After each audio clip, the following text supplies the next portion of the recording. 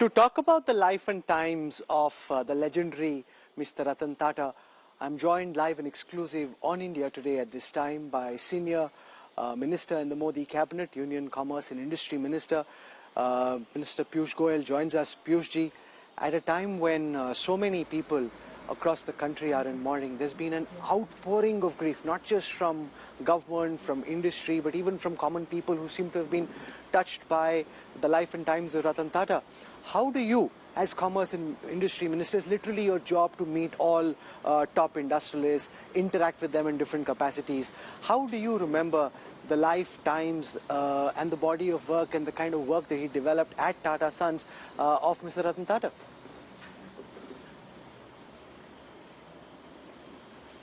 Rahul, the country today has lost a titan, a legend whose memory can never fade away.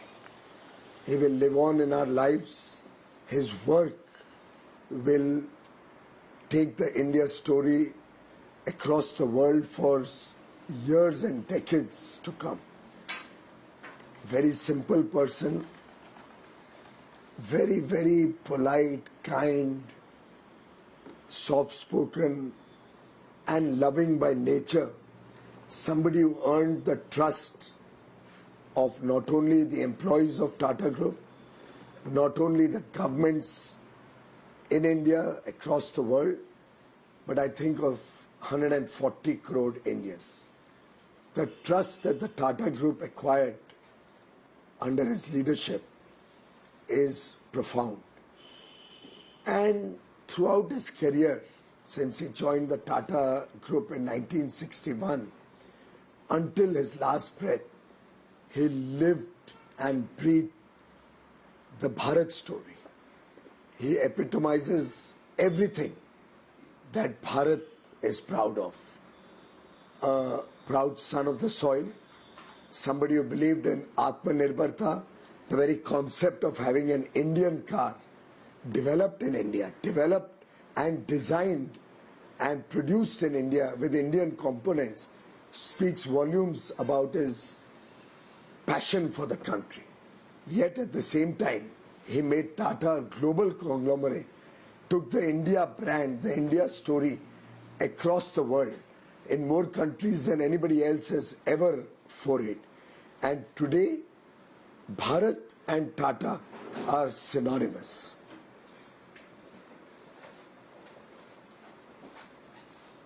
So much of Mr. Ratan Tata's life was also about values, about beliefs, about trust, and building a group which was very value and trust oriented in the kind of hyper competitive, grow at all cost kind of environment that we live in.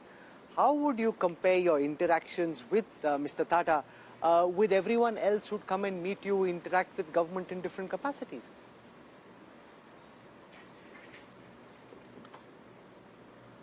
Well, if I recall my interactions when I used to go to Bombay House to meet him, it was always full of enthusiasm for the India story. He always focused on the future, would share his vision, would share his ideas, was willing to take challenges. I remember soon after he became chairman of Tata Sons way back in 90, he was confronted with a lot of difficulties. There were titans heading each of the Tata Group companies. But with his soft-spoken approach, with his positivity, the way he endeared himself to everybody, the way he earned the love and affection of the entire Tata Group, I think he came across always passionate for the country and desirous of seeing India as a developed nation. He is seeing the prosperity of every Indian. I still remember when he came home to meet me in Delhi. We spent about an hour. He never asked for anything of the government. He was only passionate about what he could do for the country. And soon after we met, that was I think sometime in 2016 or so, at my home in Delhi, I approached him around mid-17 to discuss with him about the Wi-Fi plans that the Indian Railways was implementing.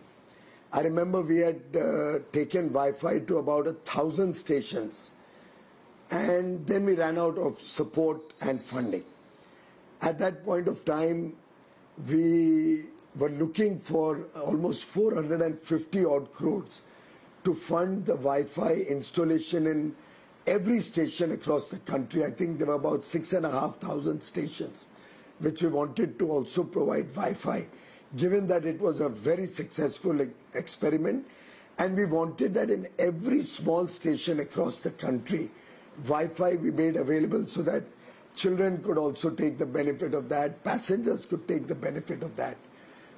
And spontaneously, without hesitating for a moment, he said, "You don't have to worry, Mr. Goyal. Tata Sons will provide the funds." And he provided the entire funding to take Wi-Fi to the length and breadth of the country.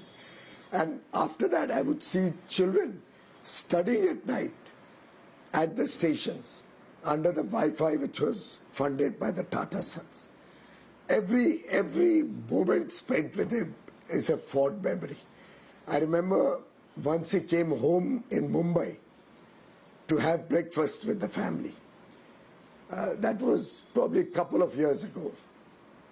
And we had a simple idli, dosa, vada sambar served for breakfast. He was so profuse in his happiness, in his thanks.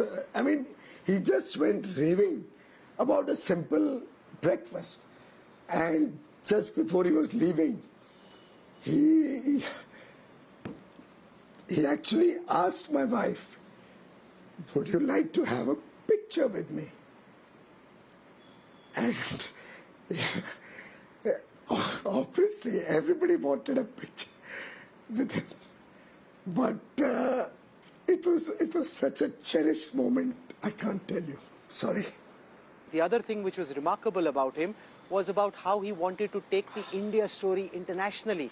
The purchase of Jaguar, Land Rover, all these iconic international brands, and running them to international standards, but with a very Indian orientation. So talk us through how he also tried to take the India story and leave a global stamp.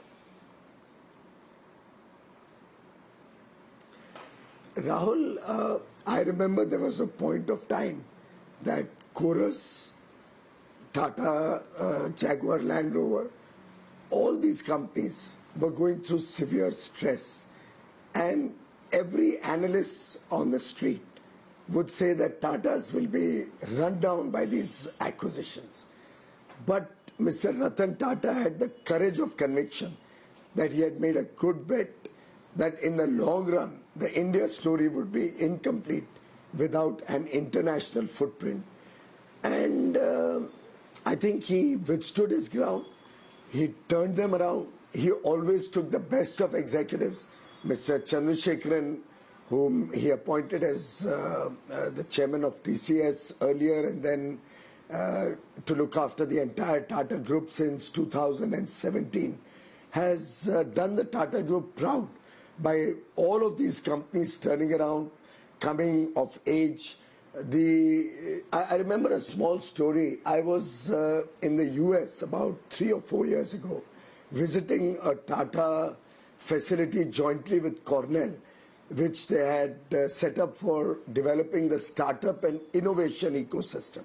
And during the presentation, they showed that the New York Marathon was sponsored by TCS. And I spontaneously asked, why should TCS be sponsoring the the New York Marathon? They said, no, but we also sponsor the India Marathon. But at the same time, today, India is sponsoring the New York Marathon, sends out a message to the world. And I realized that it was a very, very profound decision, a very telling decision, which took the India story to the whole world. And today a company like TCS, which was seeded under the stewardship of Ratan Tata ji, is the pride of India across the world. And the Tata brand helps people recognize the capabilities, the high trust and quality that is guaranteed when you buy an Indian product. And therefore I said Tata and Bharat, in a way, have become synonymous in the world's eyes. Minister, you're an alumni of the Harvard Business School, and one of the iconic buildings there is the Tata Hall. And that again speaks to Mr. Ratan Tata's desire of ensuring that India is not just seen as a net taker, but a net giver as well.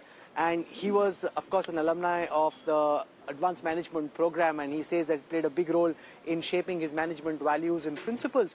But this desire of leaving an Indian imprint, whether it is in the purchase of marquee international companies or even something as simple as making a big donation, ensuring that there is a massive hall at the premises of the Harvard Business School in the name of an Indian firm. And this is long before it became fashionable to do so. Rahul, Mr. Tata would be one of the largest donor to the education system in India. His donations, his philanthropy, his care and concern for improving the education across the length and breadth of India is legendary. But he also realized that ultimately the India story is an international story also. And Harvard Business School is a college, is an institution through which legends are going to graduate, through which some of the world's top business tycoons will be getting their education. I think it was very, very far-sighted of him, very thoughtful of him to donate to the Harvard endowment, and it was very gracious of Harvard Business School at that time led by Dr. Nitin Noria, who also served on the Tata Sons board for many years, to have a hall named after Mr. Tata. And I think that will remain as a living memory for the world and for every graduate of Harvard Business School, to remind them of the great work that Mr. Tata did, whether in business or whether in philanthropy. And it will encourage others to continue to contribute to education in our own country and also take the India story international. So finally, you're not just a minister and a BJP leader, you're also somebody who studies the India corporate story very closely. In the absence of this iconic legend, how do you see the issue of business continuity, succession, and the future of the Tata Group without the presence of the towering Mr. Ratan Tata? Great leaders leave behind great legacies, and I am sure and very, very confident that Mr. Tata will leave behind a corporation, a conglomerate, an international company which will continue to flourish, continue to prosper, continue to grow with the growing India story. The next few decades are India's. We will, in the Amrit Kal, become a developed nation. Viksit Bharat 2047 is the collective commitment, is a promise that 140 crore Indians have made to themselves. And this commitment will be a part of the Tata Group commitment also. I have absolutely no doubt it is going to continue to be India's jewel, and Ratan Tataji's legacy will live for years, decades, if not centuries, as the Tata Group flourishes and grows from strength to strength. For your candid insights and also bearing your heart and being so emotional in this remembrance, Minister Piyush Goyal, thank you so much. Deeply appreciate your time and for you to join us here. Thank you, sir.